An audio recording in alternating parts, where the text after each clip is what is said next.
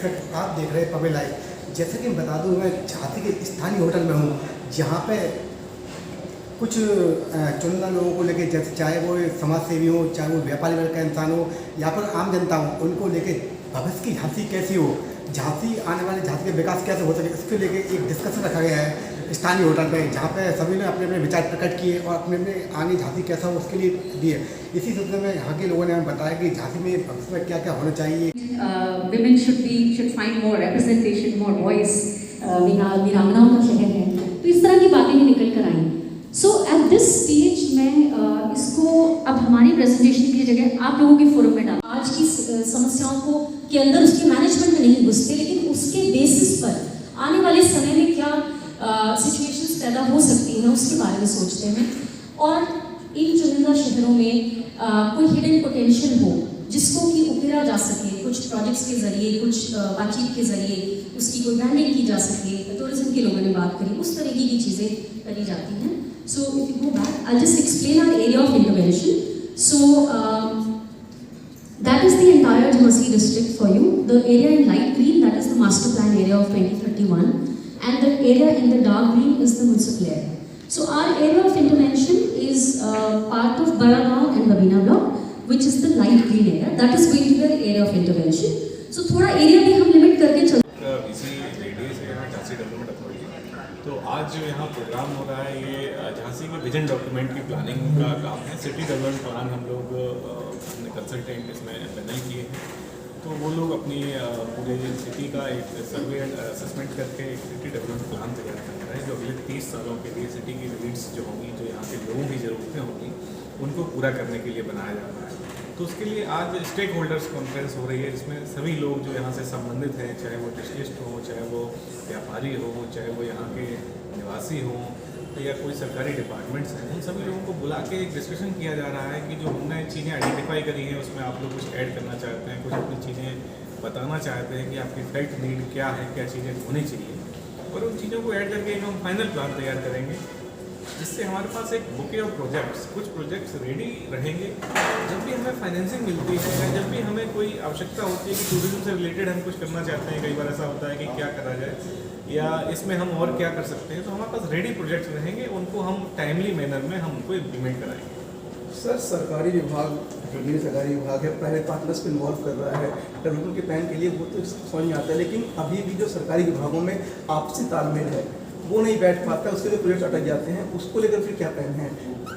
ये भी देखिए शासन स्तर पर भी इसमें कई प्रयास हो रहे हैं, जिसमें जो पॉलिसीज हैं उनको सिंप्लीफाई किया जा रहा है कि एक दूसरे से उसमें समस्या ना आए, एक विभाग के नियम से दूसरे विभाग को परेशानी ना आए, और लोकल लेवल पर भी जो कमेटीज़ हैं, जिनमें माननीय जिलाधिकारी महोदय की अध्यक्षता में जो कमेटीज़ रहती हैं या माननीय मंडलायुक्त की अध्यक्षता में जो कमेटी रहती हैं, उनमें बैठ के आपस के जो कोऑर्डिनेशन के इश्यूज़ हैं वो हम लोग डिस्ट्रिक्ट लेवल पे या मंडल लेवल पे सॉर्ट आउट कर लेते हैं। तो विभागों में ऐसी कोई समस्या नहीं है,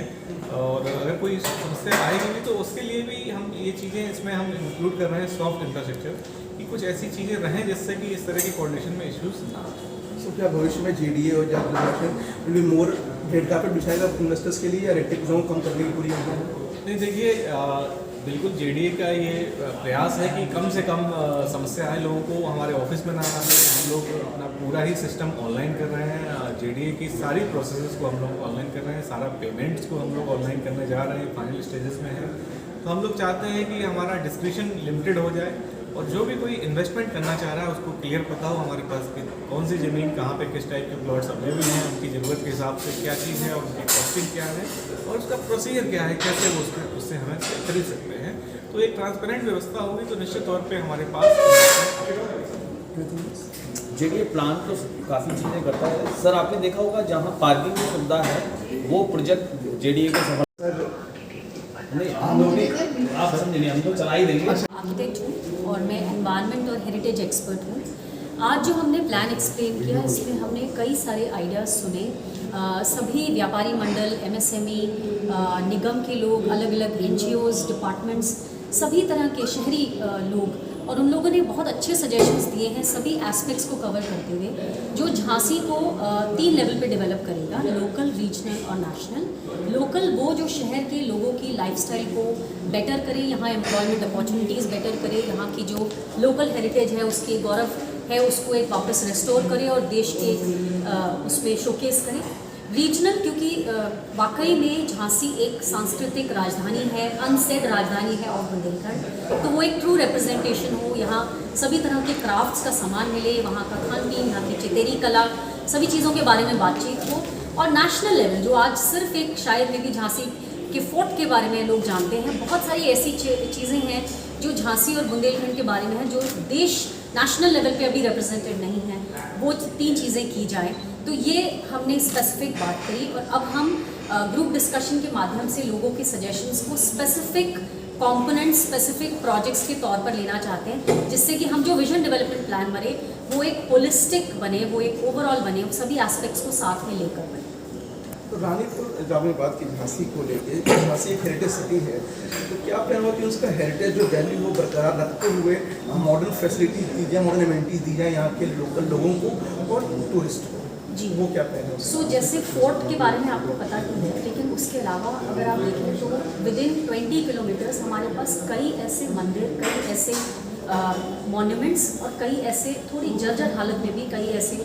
ऐतिहासिक स्थल हैं जिनका विकास किया जा सकता है, जिनको जोड़ा जा सकता है। ऐसे एक सजेशन ये आया कि क्या हम एक तरीके का टूर बनाएं और उस तरह का हम टूरिज़्म इंफॉर्मेशन लोगों को मुहैया कराएं, जैसे वो लोग शहर में आते हैं, अभी रेलवे स्टेशन से आते हैं, बाई रोड आते हैं, तो टूरिस्ट इंफॉर्मेशन सेंटर बने और उस तरीके का खान पान और थोड़ा अच्छा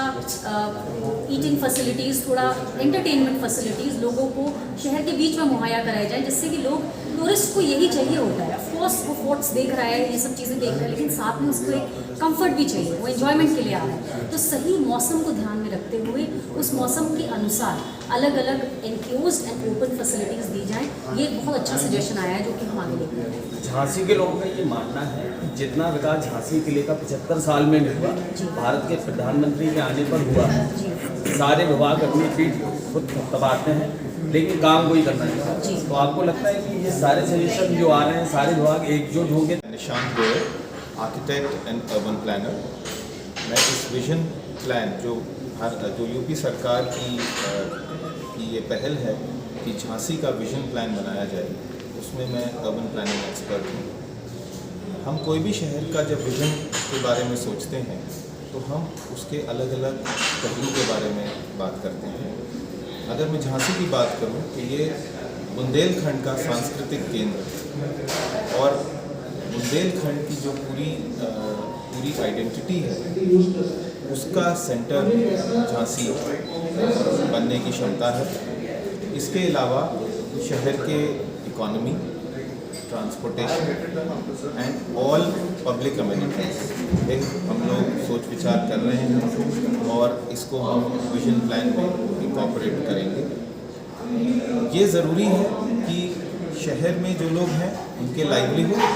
प्लस जो बाहर से लोग आ रहे हैं, चाहे वो टूरिज़्म के लिए हो, चाहे पिलग्रिमेज के लिए हो और चाहे वो इकोनॉमिक एक्टिविटी के लिए या कामकाज के लिए हो, उन सबको अच्छी फैसिलिटीज़ मिलनी चाहिए और यहाँ पे लोगों को लाइवलीहुड इंडेक्स में बढ़ोतरी होनी चाहिए।